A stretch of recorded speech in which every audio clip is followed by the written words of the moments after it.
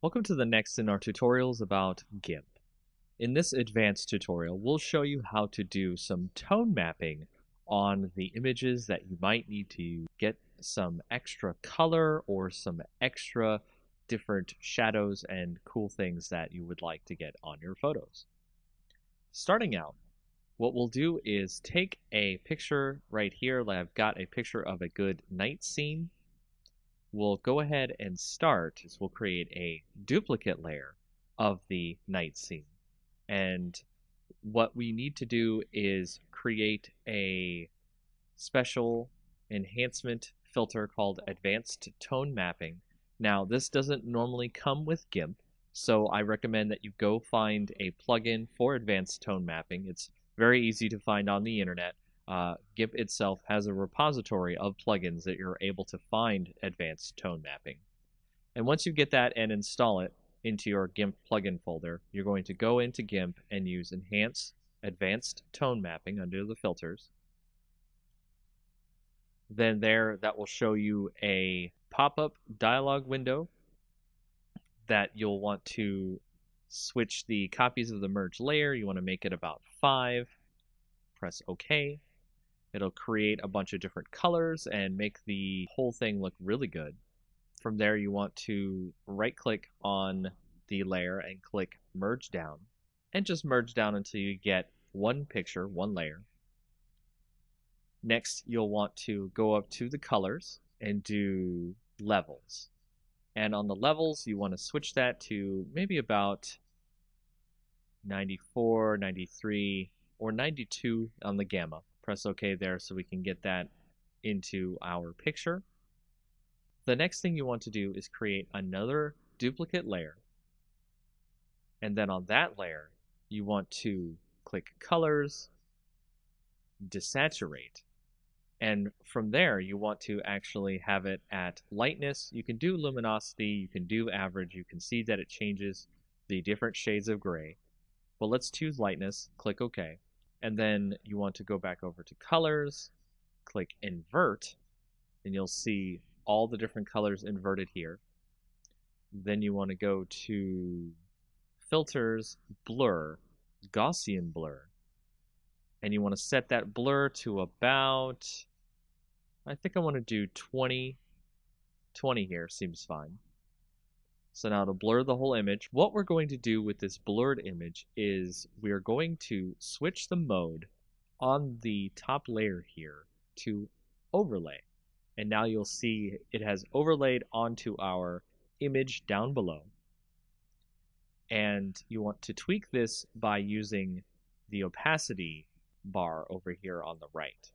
So we're going to set that to about 48, and then we will merge the layers down, and now you can see we have our new image that shows the different tone maps of color that are in our night sky image. And that's how you get some tone maps in your GIMP program. Welcome to our second tutorial in our advanced line of Photoshop tutorials. This time we'll talk about some features that are similar to curves, but do things in a more individual way. Brightness, contrast, and exposure. Just like before, we'll start out with our image available. As before, we could alter the image from the image drop-down and brightness and contrast under the adjustments, but we'll create a new layer using Layer, New Adjustment Layer, then brightness and contrast. That way we can adjust without permanently changing the image. Once in the adjustment layer, we can see that we have a brightness slider and a contrast slider. Tweak your image using these settings. Left is less brightness, making it darker. Right is more, making it lighter. Negative contrast washes out the colors, while positive contrast makes the colors stand out more, but it can make the shadows too dark. Next, we'll add an exposure layer. Go to Layer, New Adjustment Layer, then Exposure Layer. Doing this, you can see we have more sliders here. The exposure slider going from negative to positive can darken and lighten the image much like the previous layers. Offset itself changes the absolute light and darkness in the image, so treat that option with care. Gamma correction allows you to add and subtract gamma, general lighting, to the entire image. It starts out at 1, and going left adds more gamma, while going right subtracts gamma. Using all these options allows you to tweak the image as you see fit, so you can make best use of lighting to get the image you want right for your projects. Welcome to the third advanced tutorial in our Photoshop series. We'll be talking about the hue and saturation layer, which works similar to our other layer and adjustment tutorials. Here I have my own image open from before. To set up a hue and saturation layer, just like before, we'll go to Layer, New Adjustment Layer. Then put a new hue and saturation layer down on top of the original image. So with hue and saturation, we can see that we can adjust the layer's colors, hue. The saturation, how deep the colors are, or how light they are, to grayscale, or lightness, how dark or light in general the image is. In an image, you can make the colors much more vibrant by sliding the saturation more to the right than usual. Here we can see our copy image stand out much more visually. And if we change the hue towards more of a red spectrum, we can get the copy image to be very strong in color indeed. Use the lightness slider to make sure that things aren't too bright, as extremely vibrant color can be akin to looking into the sun for some viewers of your images. That's all for this tutorial, as you can change images you see fit to make them pop. Welcome to our fourth tutorial in our advanced series. This time, we're going to go with a more exercise-focused approach to help you get more acquainted with what a client wants and needs for their projects. Today's exercise, creating web banner ads for a client. There are many sizes that a client needs for their projects, and when doing web banner ads, you may need to do all or some of them. We'll go over the industry standards so that way you can make the banners needed for your projects. The first size we'll go over is the large leaderboard. It's 970 by 90 pixels. To start, we'll create a new image, and then we'll set the width to 970 and the height to 90. That'll give us the dimensions of the image that we want. We'll create a simple white background here. Then apply a quick text add. Make sure your text is in black so it shows up on the background. Write 10 apples for $3.99. To center the text on the banner, go to Select All, then hit the Center Layer option just below the main menu here. From there, add an image of an apple.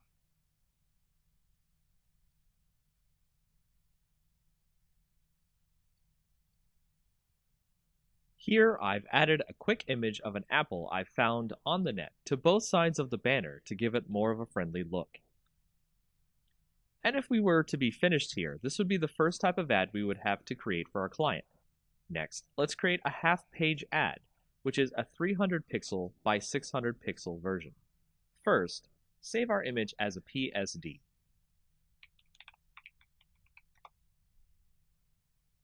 Now, change our image to a 300 by 600 canvas.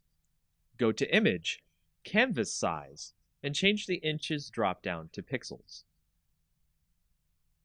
Here, type in 300 width, 600 height. You'll notice our apples and text is now strangely off screen, and our background isn't fully white. We'll fix all of that and show you how to continue to make other sizes of ads. If you notice, the apple images aren't exactly gone. They're just off screen to the image's canvas. Let's bring those apples back to the top and bottoms of our image now. Then, let's use the paint bucket icon on the left and fill in our white background again. Remember to click the correct layer, which should be the first layer in your order.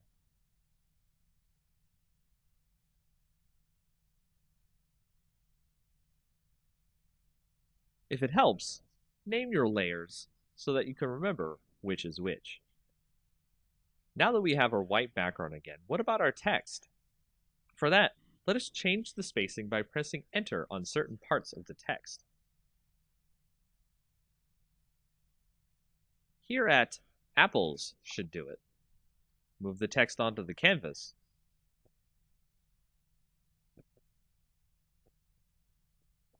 And resize the text as necessary. For vertical text, I like to use centered text under the Paragraph tab of the font properties for a more pleasing aesthetic. And there you have it. We have a new ad that can save as a separate PNG or JPEG from our original Apple ad.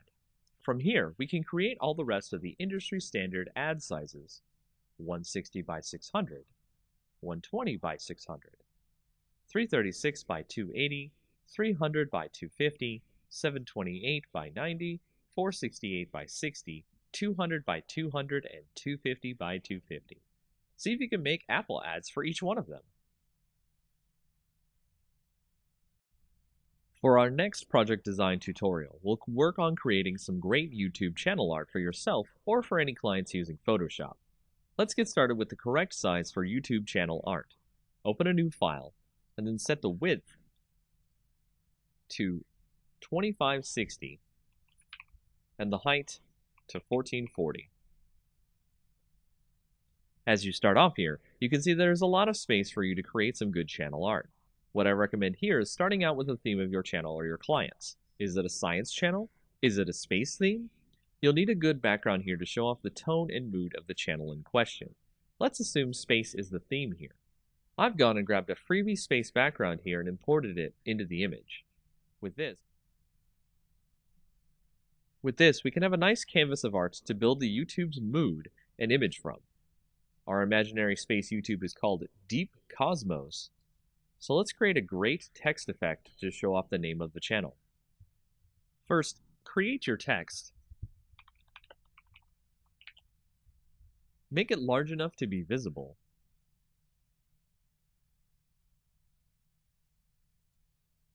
Then set the color by clicking the color part of the properties window and clicking a part of the image.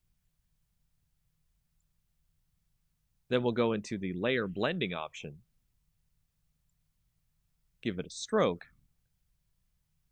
then click an inner glow effect. I've also used a different font here to give more of a unique look here.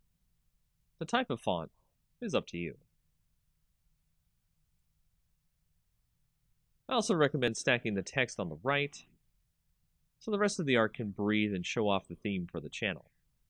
Add more text in a readable font, probably not cursive, for what the channel is used for, space exploration.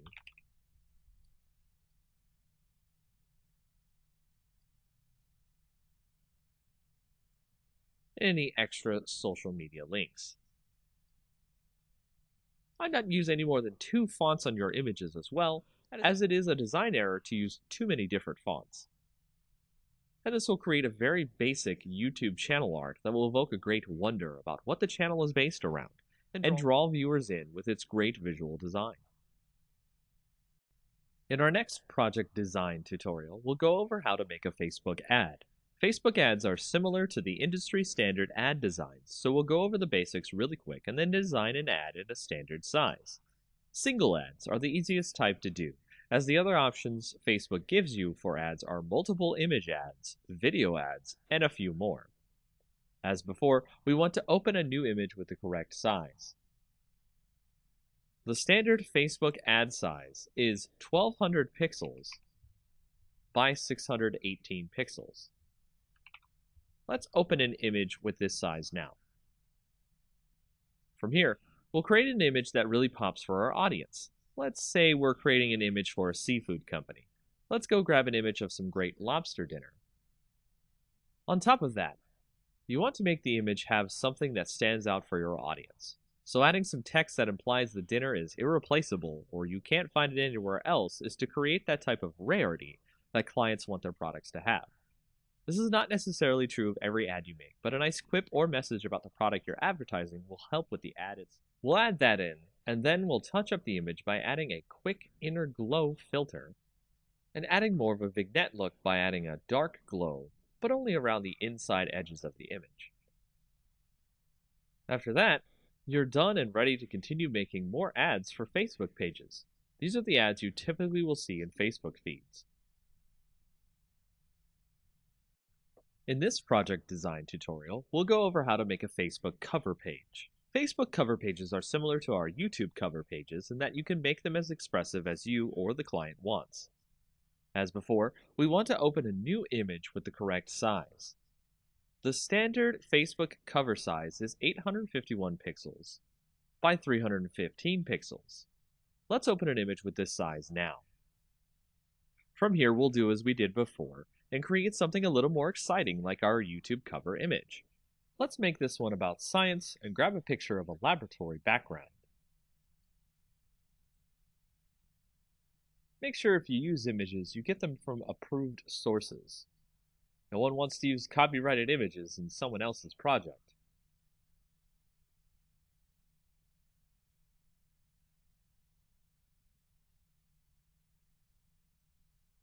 Here we'll add some text, as well as maybe some other social media URLs in our image to give the impression that the page is outside of Facebook as well.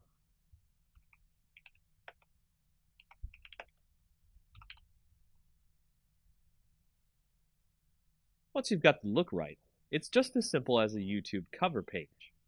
One more thing, if you want to get the ratios right for mobile, make an image that is 640 pixels wide by 360 pixels tall. After that, it's really easy to make more cover pages as you see fit, as well as make sure to save everything as a PSD, so you can edit the cover page in case there's errors. Facebook also accepts PNGs for cover pages, so don't worry about compatibility too much. One of the best ways to make a stunning image that allows the viewer to get the message and the image tied together in a beautiful way are quote images. These are the type of images that you see with words overlaid or cut out of the image to make it look more like art than just text on an image. To show you how to create this image that I have here, let's start with a generic background so we can make something stand out. I went and I found a picture of a pile of leaves. This will be our base that we'll use to create the image. The words that we create will go into the leaves to look like they're coming out of the leaves. To start, I'll write the words life. It's never too late to jump in over the leaves itself. Doing so creates the usual text over image effect, which is fine on its own, but we want to make the words look as if they're underneath the leaves or coming out of the leaves. To do this, let's create another background layer copy on top of the text. And we can drag the opacity down enough so that we can see the words behind it. Doing this will allow us to see what leaves overlap onto the letters, and we'll begin extracting the letters using the Quick Selection tool. We'll do this so it has some of the leaves on top to make the letters look good and buried. This is the most time-consuming process of this effect, as again, you want to make it look like the leaves are laying on top, so take your time to get the leaves to look good. Next, you'll want to create a layer mask after you've selected your leaves on your background layer copy. Click the new Layer Mask button. Change the opacity back to 100%. Next, you'll want to add a drop shadow to your top background layer, so the leaves create a kind of 3D effect on your letters. The last effect we'll make here that makes the letters look like they were placed there instead of just added to the image is a texture that looks like rough paper or stone. Do this through the Pattern Overlay effect. Change the opacity just down to about 20%. This will allow the text to look like it was placed into the leaves instead of our viewer thinking we added them manually. And that's it for this effect. It's a simple one that really makes some images pop and gets some great views. Welcome to our next introductory tutorial for Photoshop. Today's topic is about the healing brush and the spot healing brush. We'll be using it to show you how you can touch up blemishes on a photo. This is great for touching up photos of friends, family, and other things you need to make look good. We'll start by taking a photo of someone having blemishes on their face and opening it in Photoshop. Doing this will allow us to have something to work with to show off the healing brush. If we select the healing brush here on the left, with the nice bandage icon on it, you can see that we have options up at the top. Sampled is what you normally want to use for your restoration of your faces and such in your blemished images. Using this, we'll hold the Alt key and click on a spot we want to use as a basis for healing the image. Once we've done that, we'll heal a spot here, and you can see that the brush has figured out what to use nearby to make the healing effect of the brush take place. If we continue, we can remove all the blemishes, and it's a pretty amazing tool. Another way we can do this is, of course, with our spot healing brush, which will do something akin to the selection tool and automatically come up with what you want to heal. At the top are our options. We can do proximity match, which will use what's around the spot you want to heal to fix, create texture, which will create a mix of textures from around the image and is generally not good for face touch-ups. Content aware will try to guess based on what's on the layer itself and what seems appropriate here. Proximity match is actually one of the best options, and you'll see that it tries to fit the fixes in where it can. So be careful with your healing and have fun making faces and other things look great. Smart filters are one of the most powerful features of Photoshop. We'll start this tutorial by showing you how we can make a smart object, add a filter to the image without it being permanent, and show you the power of smart filters that way. We'll start by opening this image of flowers here, and you can see that we have a great setup of a butterfly and some flowers. What we want to do is convert this image into a smart object, and all we have to do is right-click on the image and then click Convert to Smart Object. Doing that will set us up for any filters we want to add to this image, and it can be quite addicting to add filters and mess with the image. So let's try to isolate the butterfly here from the rest of the image. What we want to do is go ahead and go to Filter, then to go to Texture, and then Stained Glass. We'll fix the stained glass texture so that it looks smaller and looks good. We can see our butterfly in the back there. Next, we'll draw a nice quick selection around the butterfly. This is what we want to remain, and the rest stay in the stained glass filter. Last, we'll press Ctrl-I, which will put all the selection in black and allow us to see the butterfly. From there, we can tighten the mask around the butterfly so it looks like it's floating above the stained glass.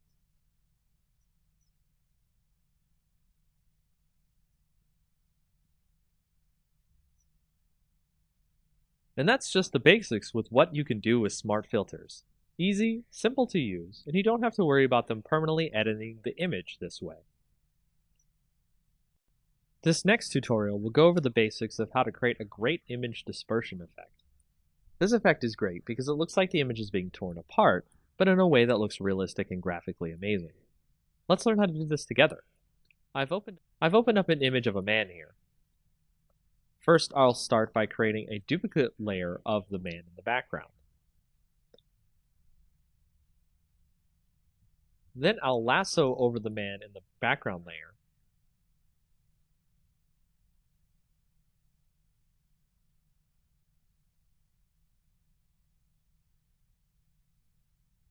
Right-click, and then do Fill. Make sure it's set to Content Aware, and it will let you fill in the background over the original man in the picture. We'll then select the entire model by using the Quick Selection tool.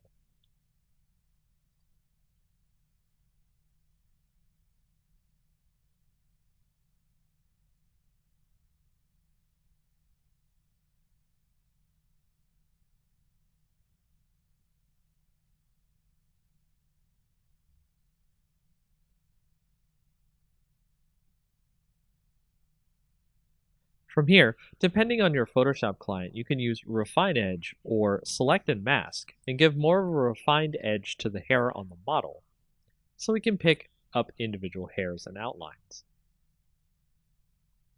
Before clicking OK on the Refine Edge, let's output the selection to a layer mask.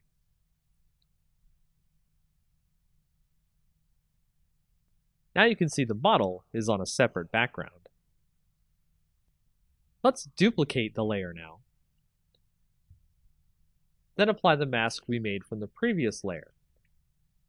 I'll rename this layer to the dispersion effect.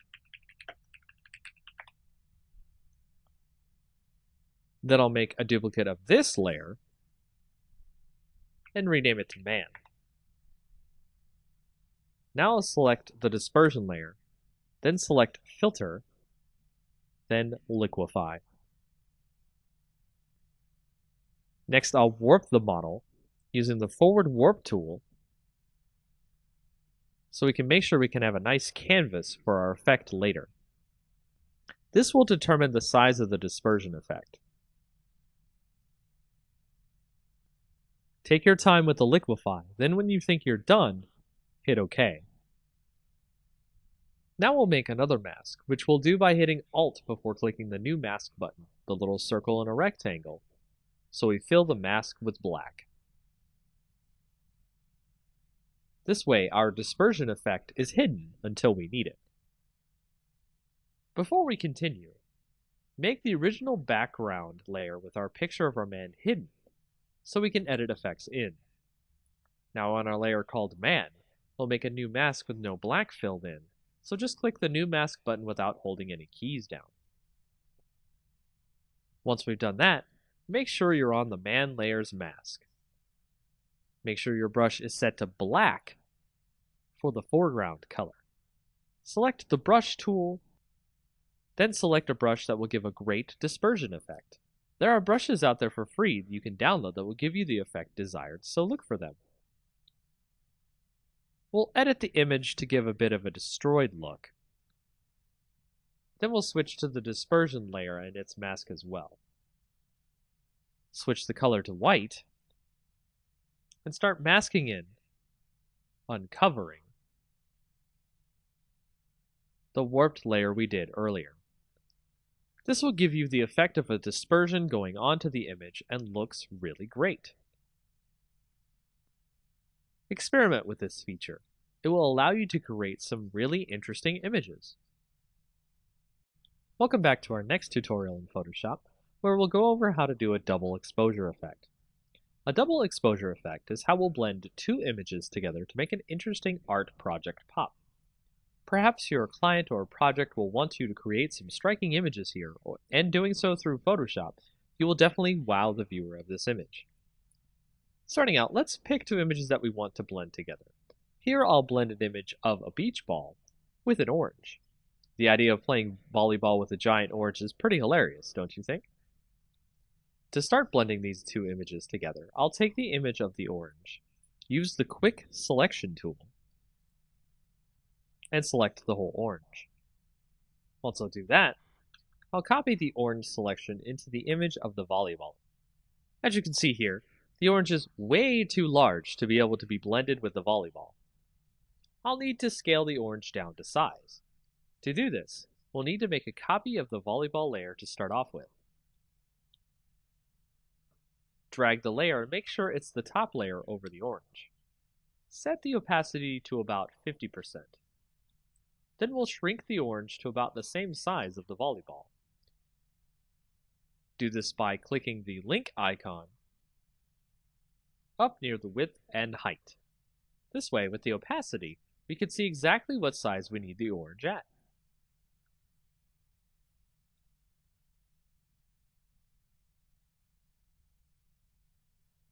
Apply the transformation when done. Next, we'll create a layer mask by clicking on the orange. Control-click the image to select all.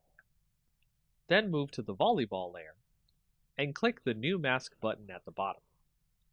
Once we have that mask, we'll make a copy of the orange layer, and then make a black mask of that layer by holding the Alt key and clicking New Mask.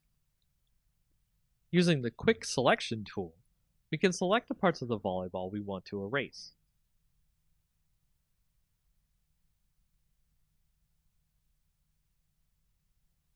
Once we've gotten the image the way we want, you can see that it has this great dual blend effect of having a volleyball that looks like a huge orange. Make sure to leave on the background for the largest effect of showing off the volleyball orange in the scene. Now you know how to use layer masks to blend two images together. Welcome to the next tutorial in our Photoshop series. We'll be doing this tutorial about a great neon text effect for your text. It's a simple effect that will make it really fun to add text to your images of brick walls, or nighttime building photos, and more. First, we'll start out with a brick wall image. Any brick wall image will do, as we will put our text over it and make it glow. Let's add some text now to the image and write neon, probably in a cursive font of some kind. Make sure the font size is large enough to fit into the middle of the image. Next, we'll add a hue and saturation layer to the image, so select the background layer, then go to Layer, click New Adjustment Layer, and then Hue and Saturation. Set the saturation to pretty low, and the lightness as well, but not too dark. We want it to be bright enough that we can see the brick wall. Next, create a new layer which we'll call Clouds. You could do this, of course, by clicking the New Layer button at the bottom, which looks like a new page. Here we'll add clouds to the layer by clicking Filter, then Render, then Clouds. Create a black layer mask on that cloud layer by Alt-clicking the New Layer Mask button. Make sure your clouds layer is set to divide on the layer mode here. Let's use our brush tool here to uncover some clouds. Set the foreground color to white. Make sure the layer mask is selected.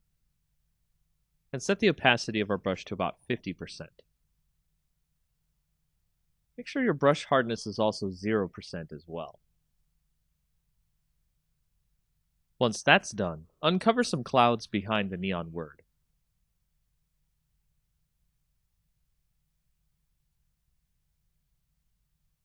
Next, we'll start working on our text. Make sure to change the font of the text to something blue if it isn't already. And go into the layer blending modes.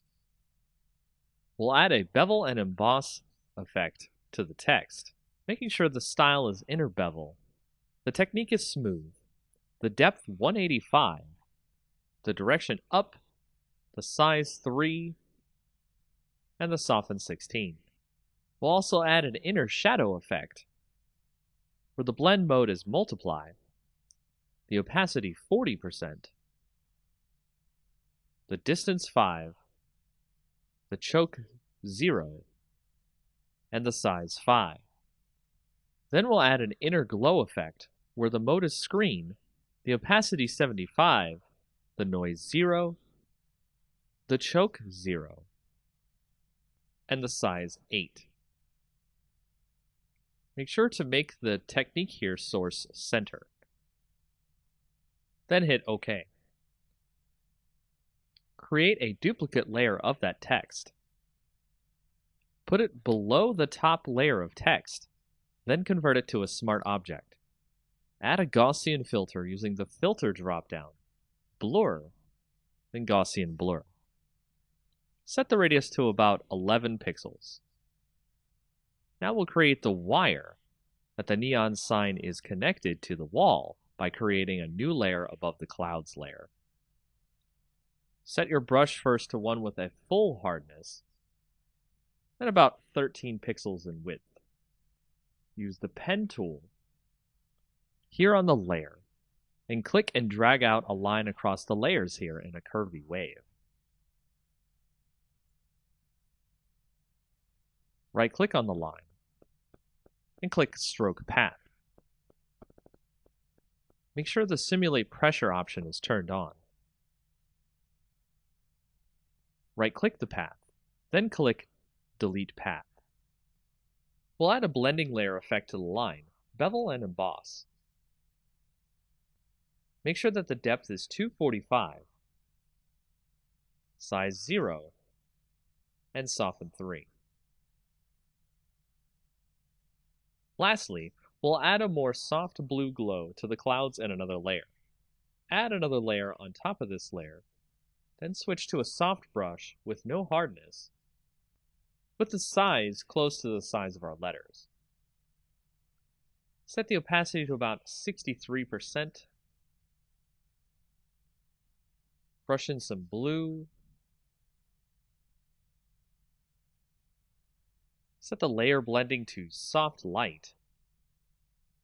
And there you have it. Our neon sign is complete. Welcome to our next Photoshop tutorial. This time we'll be doing a great fire text effect.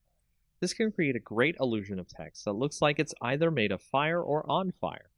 We've already started with a great fire effect image we'll use later in the tutorial. We'll proceed by opening a new file, making the height 1280 and the width 720. Change the background to black by using the Paint Bucket tool, and make sure the foreground color is black. Use the Text tool next, and a great tall font. I'll type the word fire here so we can see the effect on it later. Let's go to the blending options on our layer and add an outer glow. Change the color in the box here to F70300, then hit OK. Select the satin blending next and change that color to 872D0F, and hit OK as well. Change the opacity on the satin effect to 100%. Change the distance to 10 pixels, then hit OK. Now select Inner Glow.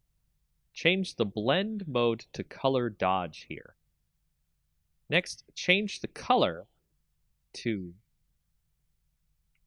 E5C23B, then hit OK. Change the opacity to 100%, the size to 10 pixels, then hit OK. Now we're done with our text, so hit right-click on the text layer and rasterize our type. Now we're going to fade out the top of our fire text. So use the eraser tool and set the brush to 250 pixels with 0 hardness. Erase some of the text as you see here.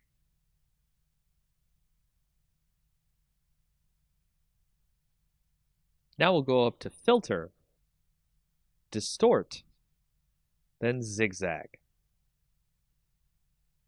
Set the amount to 4 and the ridges to 4. Make sure the style is set to Pond Ripples and hit OK. Now we'll select our fire image we've opened and copy that into our text image we're working on. Position the fire image over our text, then we'll switch over to the Channels tab here next to our layers. Hold Ctrl and click the green layer to load a selection of the areas of fire in our image. Head back to the Layers tab, then press Ctrl J to make a copy of the selection we got from the Channels tab. Delete our original fire layer. Here I'll rename the layer Fire Main to stay organized. We'll move the fire around to wherever we like in the image. From here, we'll resize the image to fit over our text, then duplicate the layers so we can make more fire effect on our text. Be sure to resize, rotate, and erase edges of the fire around the text so it looks like the text is on fire realistically. And that's how you do this effect. In our next tutorial for Photoshop, let's create a great lens flare effect for our photos. Of course, you could use the lens flare effect in Photoshop, but it usually comes out pretty cheaply made and poorly well done. We'll go make our own effect and have it look great and professional. So we'll take our image of a sunset in the back here and add a new layer to the scene.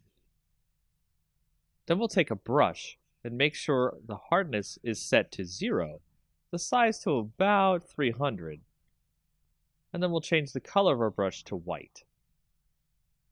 Next, we'll paint a spot, and then zoom in to the brush effect on our image. We'll add some noise to our effect using Filter, Noise, Add Noise. Use about 3.5% of noise. Make sure it's uniform and monochromatic. And hit OK. The noise is going to prevent the effect from banding if we scale the effect. Now let's duplicate the layer. Through the right-click Duplicate Layer option, or you can use Ctrl-J. We'll name the new layer White, and the old layer Orange. Next, we'll add color to the orange layer. Hide the white layer. Then go to Image, Adjustments, then Hue and Saturation. We'll color it by turning on the Colorize option. Move the hue over to a nice orange, and the saturation near 100%. You can make it a little lighter or darker if you'd like. Now we'll set the orange layer to a blend mode of screen. Then we'll set the white layer to a blend of linear dodge add. With the orange layer, we're going to free transform. Draw out our orange layer a bit, making sure that the link is selected to keep the ratio. Commit the changes. We'll select both layers, and we can drag it wherever we want. So let's move them over the sun in the image, and then free transform the effect so it's large and covering the sun. Make sure your two images are centered together. Now we have our lens flare effect. If you want to make sure that you don't want to wash out the color in the image, go to the orange layer, set it to screen, and then the white layer to linear dodge add. Change the opacity of the orange layer down to 50% or so. With the white layer, we're doing the trick here, which is the fill opacity rather than the actual opacity. Set that to about 15% or 20%. You can play with the opacity and fill layer here, and also do some transforming and stretching the lens flare effect to hit more parts of the photo. This is a very quick and easy way to generate a lens flare that you have full control over the way it looks on your image.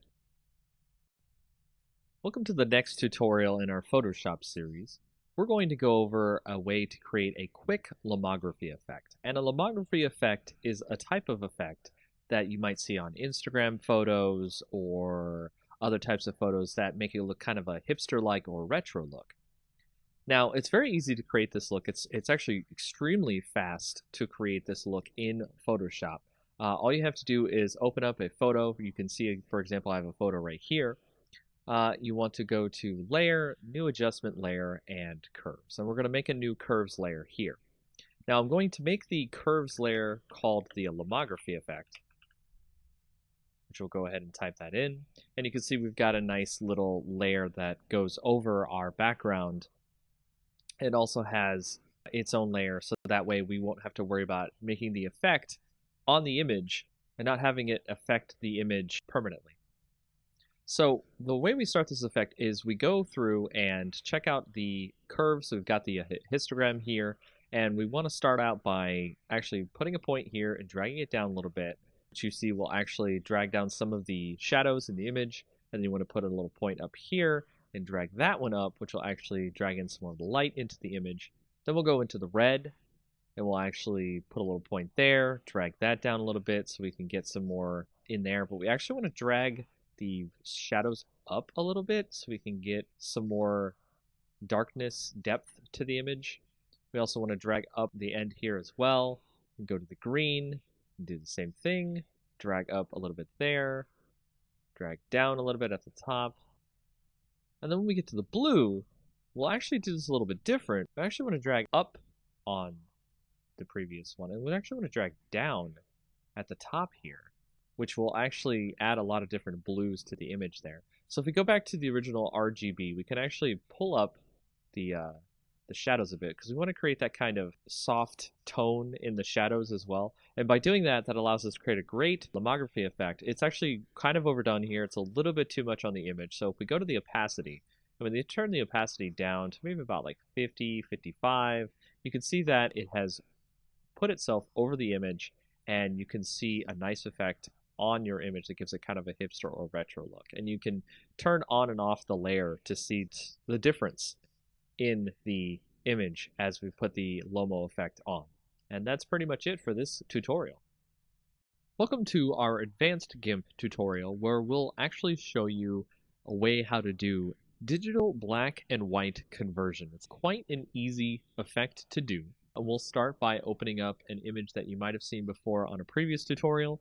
We'll open that up and we'll show you how we'll be able to do the conversion here. Now, you can do a saturate effect in GIMP as well, but what I like to do is create a new layer. So we'll go over here and we'll go ahead and make a new layer. We'll make that transparent, that's fine. And from there, we'll also create a layer mask. So go ahead and add a layer mask to this layer. Make sure that it's set to white so it's full opacity. And you want to change this layer's mode to saturation. And by changing this layer's mode to saturation, you'll be able to change the opacity on the saturation on the layer.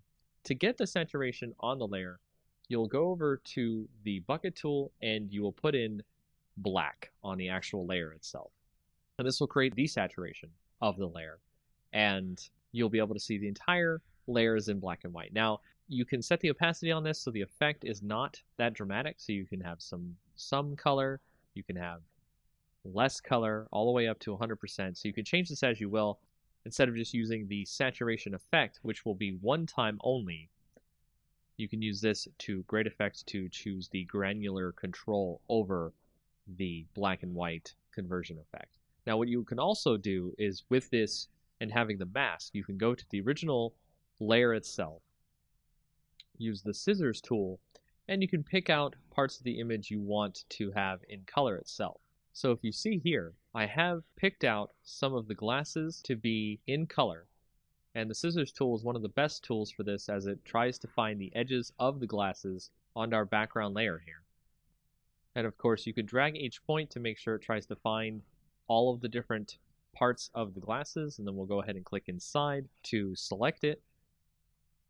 And if we do that and then go back to our layer mask for our saturation layer, we can go in there and we can select the brush tool, make sure it's set to black because we're going to be painting on the layer mask so we can make the color shine through.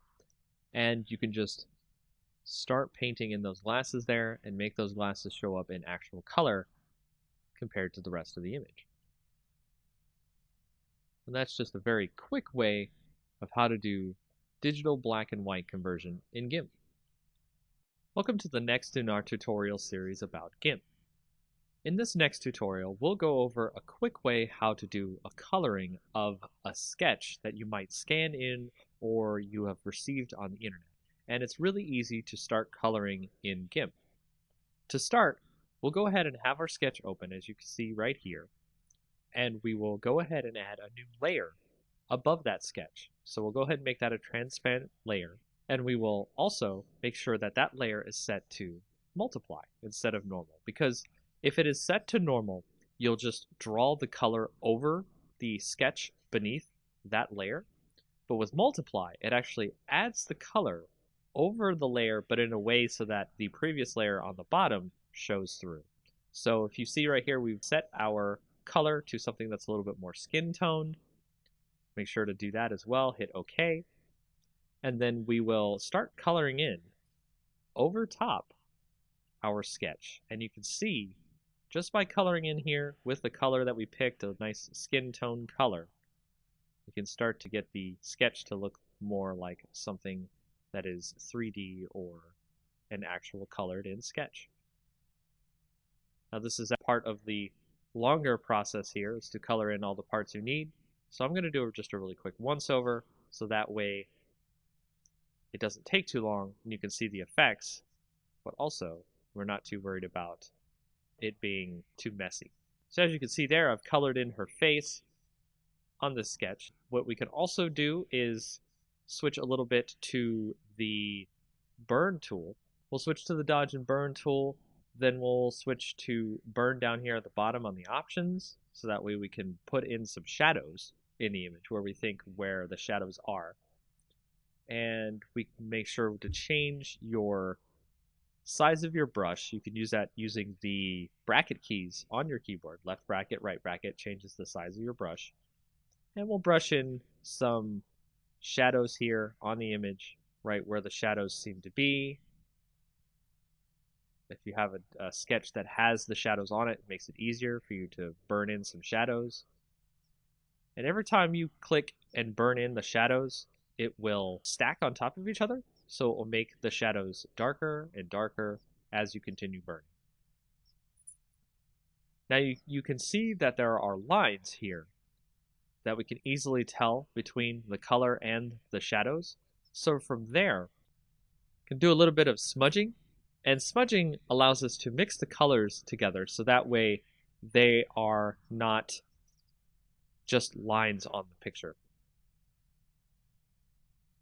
So we'll actually turn down the rate here of the smudging so that way it's not too obvious, and we'll start doing a little bit of smudging on the image here. You can make the lines turn into actual colors instead of very apparent as lines. And that is a very quick and easy way to get started with coloring in GIMP. Welcome to the next in our advanced tutorial series in GIMP. In this tutorial, we'll show you how to remove noise from photos where pictures have been taken that have a lot of noise in them. And here you'll see we have started with a picture that has a bunch of noise in it, and we're going to remove the noise, and we can do this in many different ways, including going to the filter option, blur. We can do a regular blur, or we can do a Gaussian blur. And a lot of people like to use these blurs to get rid of the noise in the image. However, there is a better tool to get rid of the noise in images. It is an extra GIMP plugin that you can go find.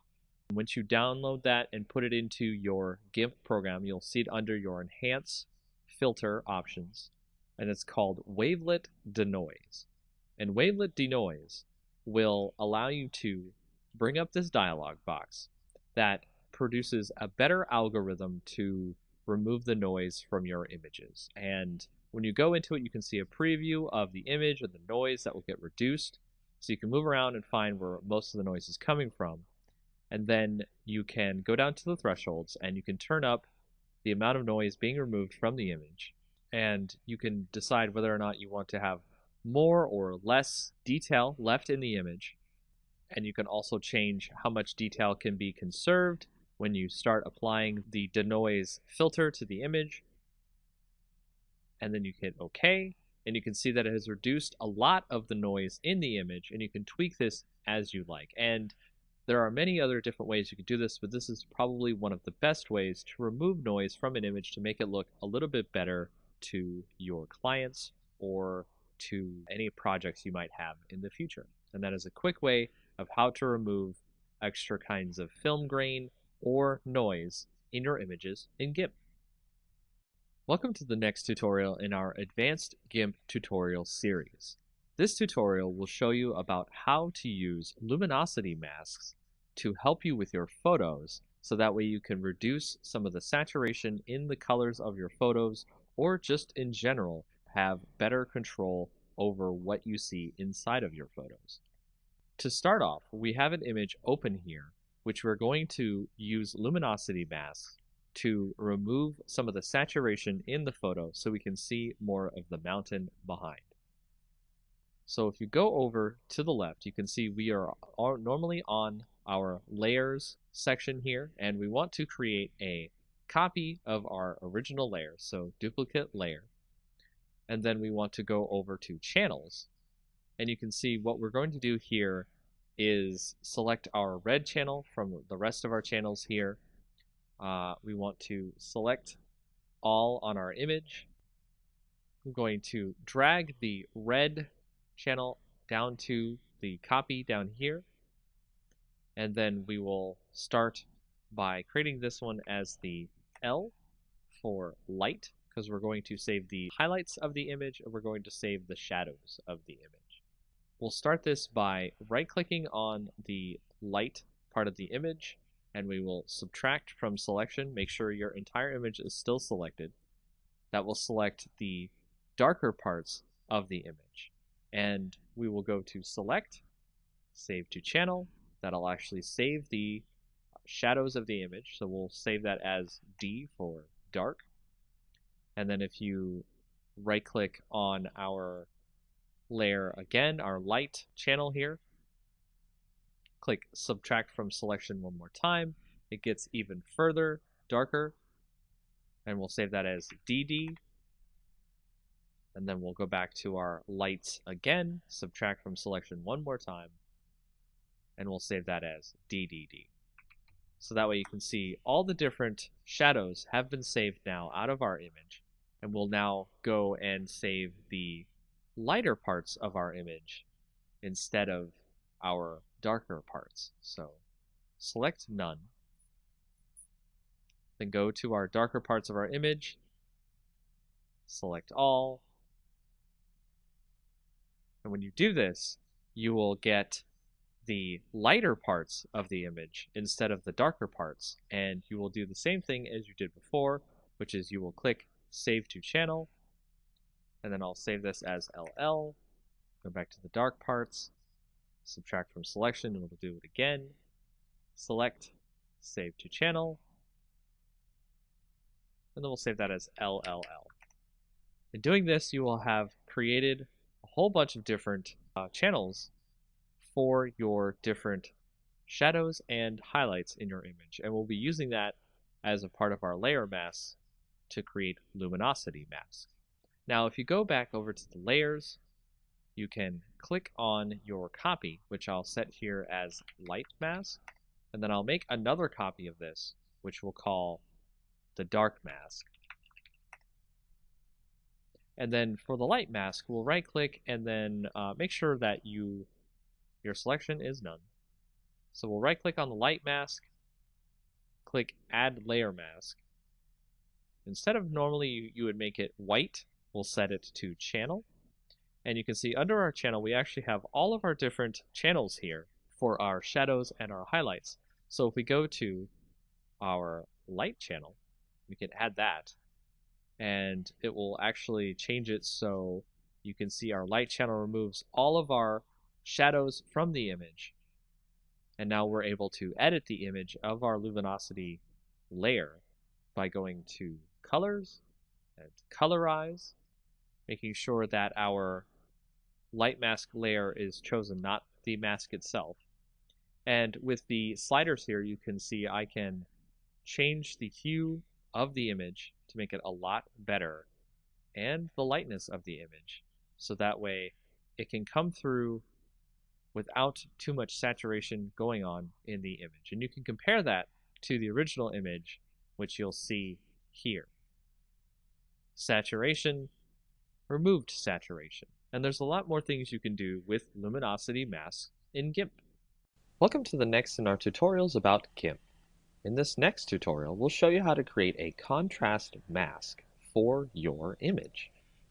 To create a contrast mask for your image, I've opened a previous image you may have seen on our previous tutorials here. To start with, we will create a duplicate layer of the image. Then on there, we will right-click, click Add Layer Mask, and you want to initialize the layer mask to a grayscale copy of the layer. Then, show the layer mask so we can see what we're looking at. Go over to Colors, Invert, and then you want to also give a filter, Blur, Gaussian Blur. And then set that to about 4 or 5 on the blur radius. Next, go back to your layer mask, click Show Layer Mask to turn it off, and there you can see we have our contrast mask on our layer. Now make sure to set your layer to overlay instead of normal, so that way you can see our contrast on top of our bottom layer in GIMP. And you can change the opacity So you can change the contrast through this contrast mask in GIMP. And that's all you need to know about making a contrast mask in GIMP. Welcome to the next tutorial in GIMP. This is a very quick tutorial, part 1, about changing background color in GIMP. It's actually a very quick way to do this in GIMP, especially if you have an image that already has a background color you'd like to remove.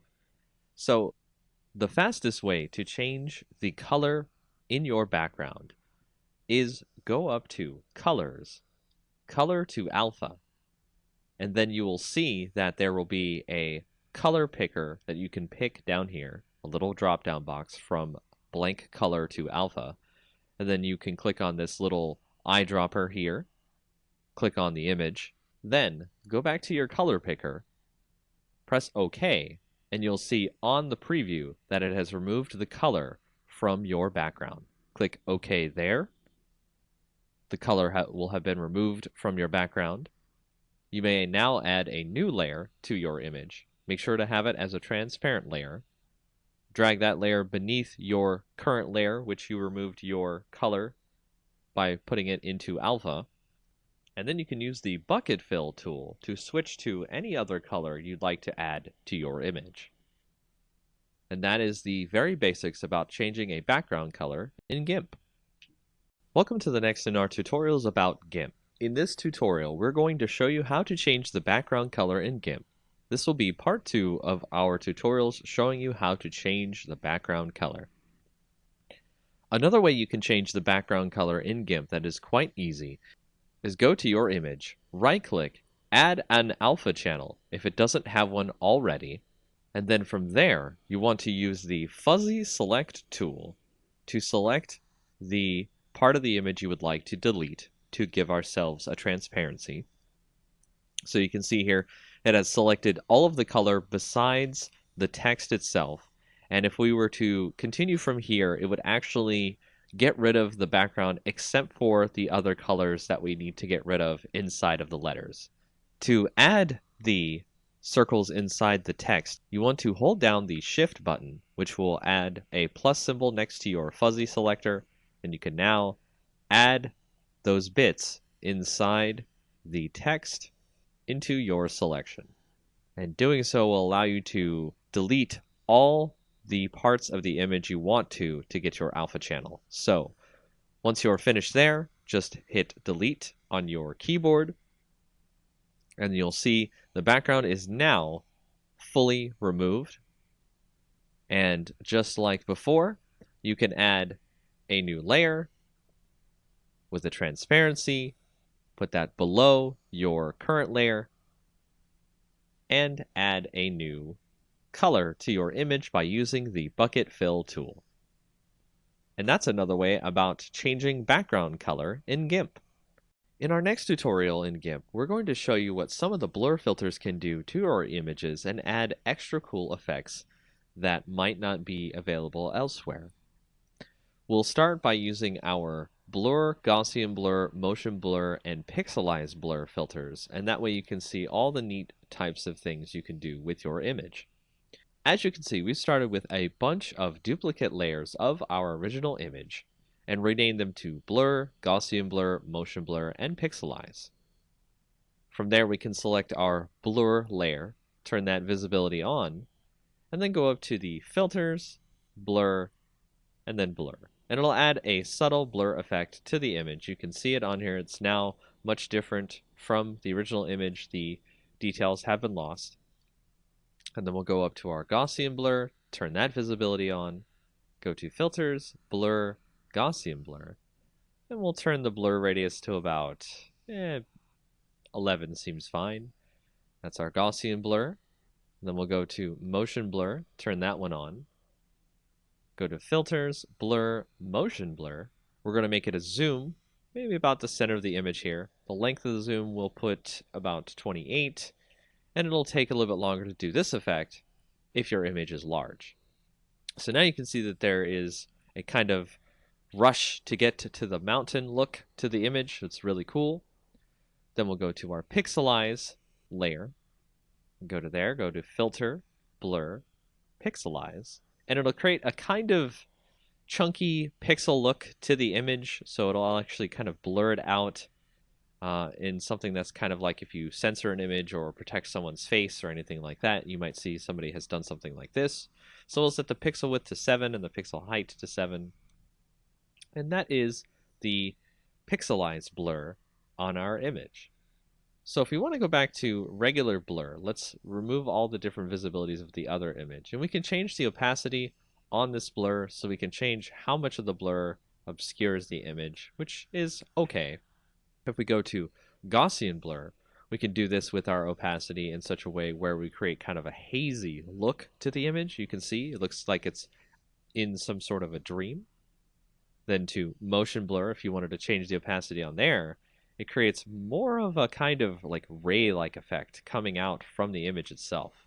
So you can dial that in as much as you want or as you like. Then if we go to pixelize, we can do the same thing where we can turn the opacity up or down on that, but it just changes whether or not the blocks show up. What we can do here is we can select part of the image and we can create kind of a border in the image. And to do that, we've selected a spot in the image. And then you'll want to go to the pixelize layer, add a layer mask, make it the selection that we've just put onto our layer, but invert the mask because we want a border on the inside and not just the inside of the selection as our pixelized blur. And then click add, and you can see now on the edges of the image, if you right click, select none, you can see on the edges of the image there's a nice pixelized border. And that's an intro to some of the different blur filters in GIMP. Welcome back to our tutorials in GIMP. For our next tutorial, we'll show you about the selective Gaussian blur and how it can be used to remove noise from your images.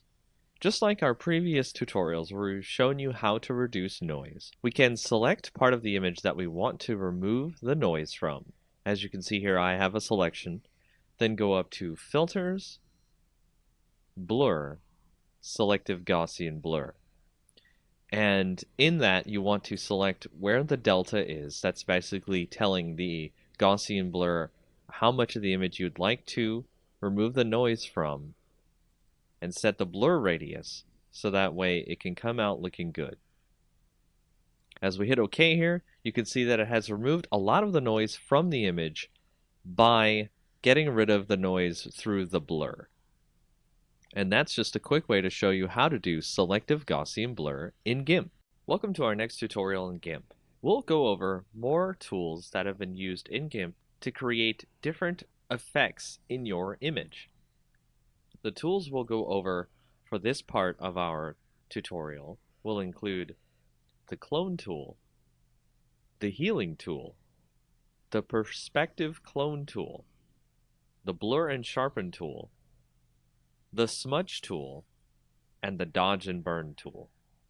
Starting out with the clone tool, if you go to our image that you see here, it will not let you do anything with the brush until you hold down Control, click a source on the image, and then it'll use that source when you decide to paint on your image, thus duplicating the image as you paint over it. The next tool, the healing tool, allows you to heal parts of the image much like in Photoshop when you want to fix parts of your image that have blemishes on them or other various problems. Much like the clone tool, you have to set a part of the image that you would like to use as the basis for healing the rest of the image. And as we start moving through our image, it'll try to heal the image based on what's around it, as opposed to the previous clone part where it just copied whatever it was using the source as. For the perspective clone tool, we can modify the perspective of our image, not in a permanent way, but in a way that GIMP will use when we decide to clone the rest of the image later. By going to the perspective clone option in the tool options, we can now set a source that we'd like to clone from, say this corner up here where the perspective will be changed, and we can paint that into our image. And as you can see, the perspective of the image in the upper left is now in our bottom right at a very different perspective. The next tool, Blur and Sharpen tool, we can set to blur. And then on our image, we can start blurring out parts of the image as we need to. And then if you set that to sharpen, you can sharpen parts of the image as you need to. You can turn up the rate on this to increase the sharpen amount, so that way you do not have to sharpen more than once on an image. If you go to the smudge tool, this will use the colors around it and smudge them together so they become more of a blur with all the colors that are included when you start smudging.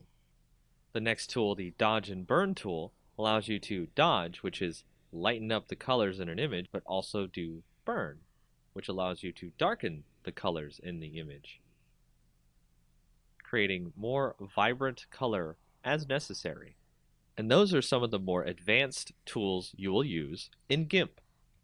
In our next tutorial of GIMP, we'll go over some of the color tools that you'll use on your images to change various parts of your image. Much like Photoshop, these are some of the main tools you will use to switch color balance, brightness and contrast, curves, and more. So to start off, we'll go to the Colors section, Color Balance. This is probably the main tool many people use to change the actual color in the image to something that they think is much more appropriate for the image in general. And as you can see, we can change these values to increase more of the color that we want to add to the image or subtract the color. And we can change the shadows, the midtones, and the highlights of the image. The next tool is Hue Saturation, which allows us to change overall the hue colors that are added to our image. So we can make it a green or a pink or what have you. We can change the lightness of the image, how much extra light is in the image, or if there's more shadows. And we can add more saturation of color to the image or make it more toward grayscale. With the colorize option, we can do this in a more direct way, where it adds the color directly over all of the image. And of course, you can do this with the saturation and the lightness as well. With the brightness contrast, we can change the brightness to be less on the image, the contrast to be more, and vice versa. With the threshold, we can change what the image sees in terms of darkness or light. And for this, I would recommend using a layer mask so you can have something to blend over the image itself instead of leaving this as its own layer. With levels, we can go in and change the gamma on the image, so we can reduce the gamma, make it darker, or add more gamma to make it lighter. With the curves, this is much like Photoshop, where you have a histogram, and you can set the points on the curves to drag down the shadows, increase the highlights, and change the way the image looks on a very granular basis. If you go to posterize, it creates an image that reduces its colors into various channels of colors. You don't see many colors if you go lower on the posterize levels. That looks like it was created in older graphics editors. If you go to desaturate, we've been using this in a lot of our previous tutorials where we can desaturate by removing the colors from the image, and we can choose based on luminosity, the average, or the lightness in the image. And that is just a quick overview of all the different color tools you could use in GIMP. Welcome to our next tutorial in GIMP. In this tutorial, we'll show you how to use the Paths tool inside of GIMP. So go over and click your Paths tool here. And on the left in the tool options, you will see that you have the design mode, the edit mode, and the move mode. The design mode allows you to create points on your image that will create a path. To connect the paths together so that way you create a completed path, go to Edit once you are finished clicking on the last point for your path, and then click on the starting point of your path. That will complete your path. From there, you can move the path if you need to, and you can start doing a selection from the path or stroke the path if you need to. As a solid color pattern, you can set the pixels of the line, and so on. Another mode you can do with paths is you can create a new path where you can create a curvature to your path. And this allows people to create some very interesting and unique paths. To create this path, you must make sure that you have the polygonal option turned off. And that's a very basic way to use paths in GIMP. Welcome to our next tutorial in GIMP. Now, in our previous tutorials of GIMP, you may have asked yourself, how do I install those scripts, plugins, and brushes that I see on the internet for GIMP? For example, we actually had a filter earlier that we used called the Advanced Tone Mapping, and we actually had to install that into our GIMP plugins folder, and the Wavelet Denoise we also had to install. So how do you do that? Well, once you find the plugin of your choice, for example, when we had to get Wavelet Denoise, you can go into your folders for GIMP, usually under Program Files, GIMP2, and then you'll see the different folders you have for GIMP. If you go into the lib folder, then go into GIMP, then go to 2.0 or whatever the version is, you will find the plugins folder. And this is the folder you will want to bring any plugins that are exe files that GIMP uses as extra plugins for its program. As you can see here, the Wavelet Denoise program is where we put that plugin. For other different things you want to put in your GIMP program, you go to the Share folder, the GIMP folder inside there, the version folder inside there, and then you can see that there are brushes folders, scripts folders, and various other folders you can bring extra things into GIMP to use for your projects. So if you have a script, for example, the Advanced Tone Mapping script, this is where it goes inside your GIMP program. And once you put those files into the correct folders you need to put them in, all you have to do is restart your GIMP, and you're ready to use your scripts, plugins, and brushes. Welcome to our first and a more advanced series of Photoshop tutorials. Here we'll talk about some interesting settings and techniques that will get you more acquainted with Photoshop in general. Let's talk about curves. Curves is a setting in Photoshop that allows you to get richer tones and colors in your pictures. To start, we've opened up our usual coffee image here, and we'll click on the Image drop-down, then Adjustments, then Curves. You can also hit Ctrl+M at the same time. Doing this will open the Curves window, which looks like a neat graph chart. In the middle, you should be seeing a line going from the bottom left to the top right. If you want to apply a quick preset which will set the settings for you, you can click the drop-down and change from the default to other settings in the list. Setting the color preset to color negative changes some things here, which we'll explain. As you can see, the individual values on the chart have changed. The original black line is still the same, but each individual color has changed.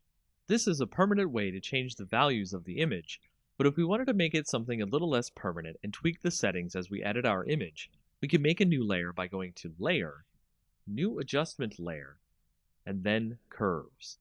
This will allow us to have our own layer that we can edit the properties of in the Properties window. So over here in our Properties window, you can see that we can edit our curves just like the image edit we were doing before, but it is not permanent as we can hide or unhide the layer using the I button next to the layer. So the main thing to take away from curves is reading the histogram and placing points. We can place points on the histogram so we can change the color changes anywhere in the image, based on the dark spots or the lighter spots of the image. As you can see on our image, the shadows and highlights of our image aren't very great, so we can edit our colors without much interference. So if we put one point in the middle, one point on the end, and one point on the beginning, we can change the colors and alter them in subtle or more advanced ways. Curves help out many Photoshop users with images that have bad contrast or bad lighting. Use curves next time you have an image that needs tweaking. It's one of the most powerful tools in Photoshop's arsenal.